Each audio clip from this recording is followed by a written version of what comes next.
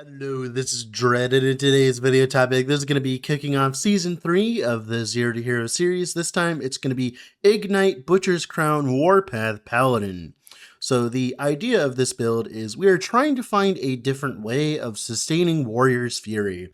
Warrior's Fury is currently the main way of playing Warpath, as it gives you a very large amount of more damage, especially if you're playing the meta setup, which is running Void Knight, where you run Void Well, which consumes your Void charges that are gained by having Devouring Orb expire. You consume those, and then you reset your mana to a portion of your max mana every single time you go to negative mana. And the idea here is you are constantly channeling Warpath, and when you reset your mana with Voidwell, it does not actually reset your channeling for Warpath, which then allows you to stack up a very large amount of Warrior's Fury, especially if you only have 1 point in the node. Now, I wanted to try something different because there has been added some different ways of going about it, because let's be real, eventually this interaction might get nerfed. So, Butcher's Crown is a very strong item. It allows us to effectively double our mana regen. If you go and do the math and you look at it, it effectively takes our mana regen and gives us twice that amount of mana per second. But it gives it in bursts instead of per second. And this actually ends up lending itself very well to the playstyle of Warrior's Fury, as you can see my mana in the footage. Now, they recently made it so that channeling does not turn off your mana regen anymore, which is perfect, as it allows us to sustain our Warrior's Fury with a lot of mana regen. Now, would this have been good last patch? Probably not, because, we didn't have Butcher's Crown. Just stacking mana regen and then stacking, of course, reduced channel cost would not have been good enough last patch to make the Warrior's Fury setup as quote-unquote good. But with Butcher's Crown, it turns out we have some options. So right now, currently, as it stands, I have about 21 mana regen per second, which effectively becomes 40 mana per second with Butcher's Crown, effectively just over chunks of time instead of, over seconds.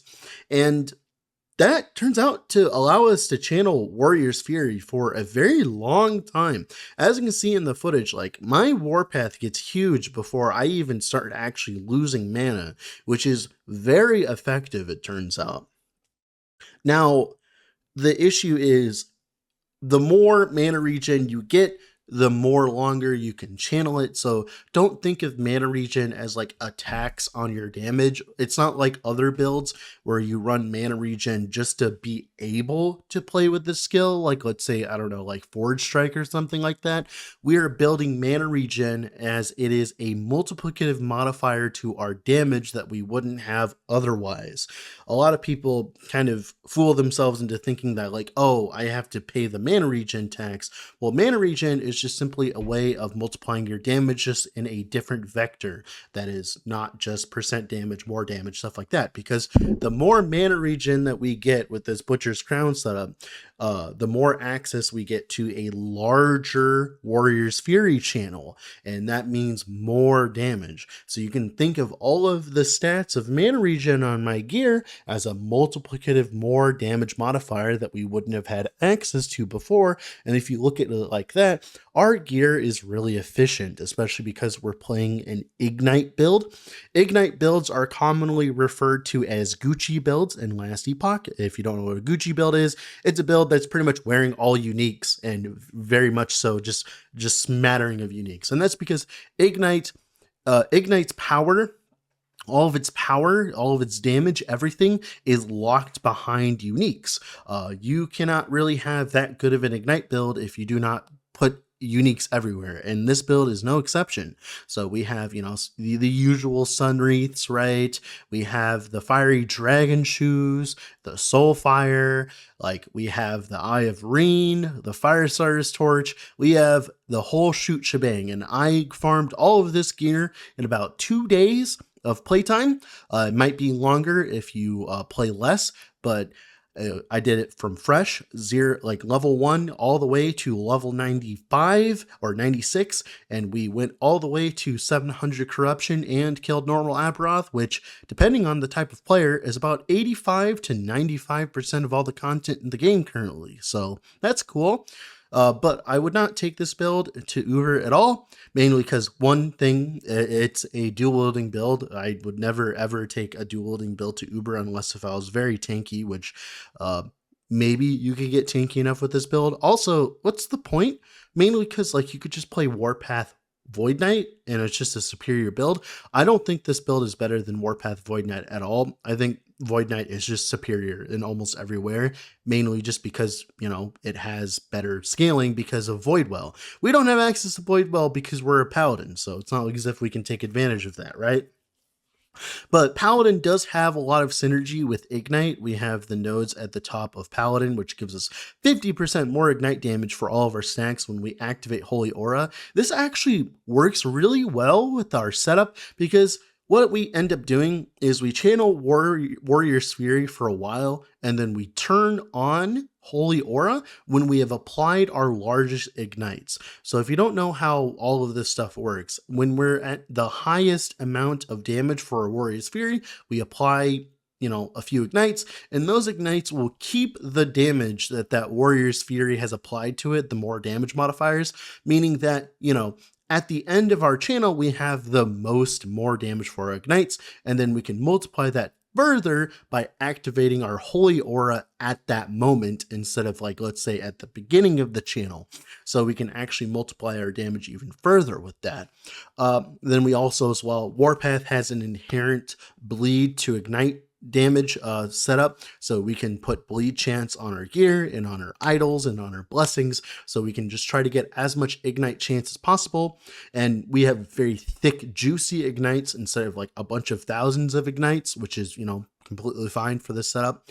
And we end up feeling pretty good. Right now, I only have 21 mana regen, but if you invest more into the gear of the character, you can easily, and I mean easily, end up with like 40 plus mana regen, which will be like 80 mana per second, which will just double the amount of time we're in Warrior's Fury, which would end up probably being double damage. And that can be achieved with just some uniques. There are some very strong uniques out there that have mana regen on them, like Nihilus has 50% increased mana regen on them, and you can put T7 mana regen on it as well. Or you can run double Red Ring, which both have 20% mana regen each, and then you can also put, you know, the stat stacks on them. Although I'm not entirely sure if Red Rings are the way to go for this build, mainly just because like it's hard to get the stats while also, you know, trying to invest into Ignite and all this and all that. Like, I wouldn't really put this as a Red Ring build per se, unfortunately.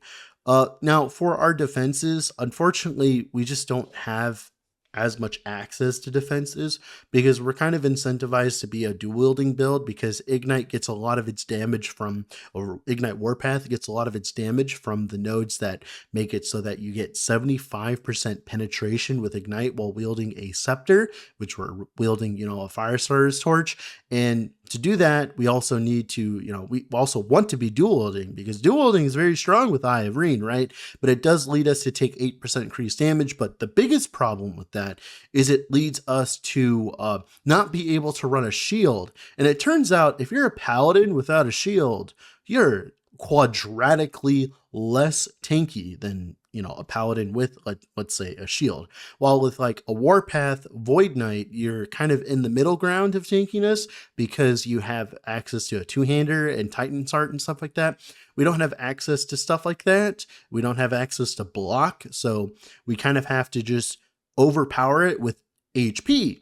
But there's an issue with that as well, is because we're running a Gucci build, so we need to take into account that, you know, we are running a bunch of uniques. And when you're running a bunch of uniques, day one, day two, we don't have access to the same amount of HP scaling. This is actually a big problem with the build that I noticed. Was day one, I was at like 2.4k HP when I was in 100 corruption content, which made me feel really squishy. And I had none of my armor. I didn't have my armor blessings as well. And it kind of led to me feeling squishier earlier on, which was very unfortunate, but it's just how it is, right?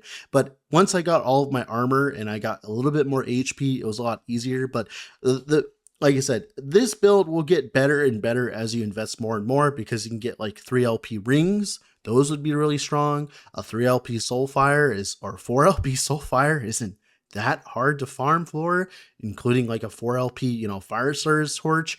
Another thing that you can do is you can actually invest into a Eye of Reen eventually, when you get lucky enough, right? You get a 2 LP Eye of Reen, which you can farm out, by just imprinting it, and you can get a 2 LP one with mana regen and attack speed.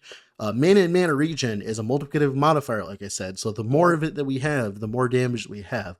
So you can't afford to do that, which would be really interesting, right?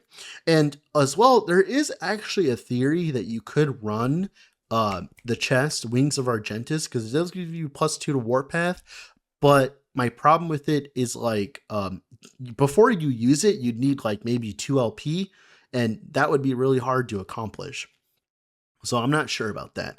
Now, Butcher's Crown also gives us Frenzy and Frenzy effect, so we end up with like 40% attack and cast speed that we normally wouldn't have. And of course, as well, they buff dual wielding with another 20% attack and cast speed. So like that's a lot more as well. Like just all of that combined leads to this build doing a lot more damage than it did last patch. Still not enough to do Uber, but enough to do everything else in the game. So I guess that's good enough for most people. Now, with all that being said, this has been Dread, off to go do something else. Sorry the video isn't longer or anything like that, but I've noticed in general that people don't like the really long Zero to Hero videos, so we're just going to go with the shorter ones for now on. So, bye!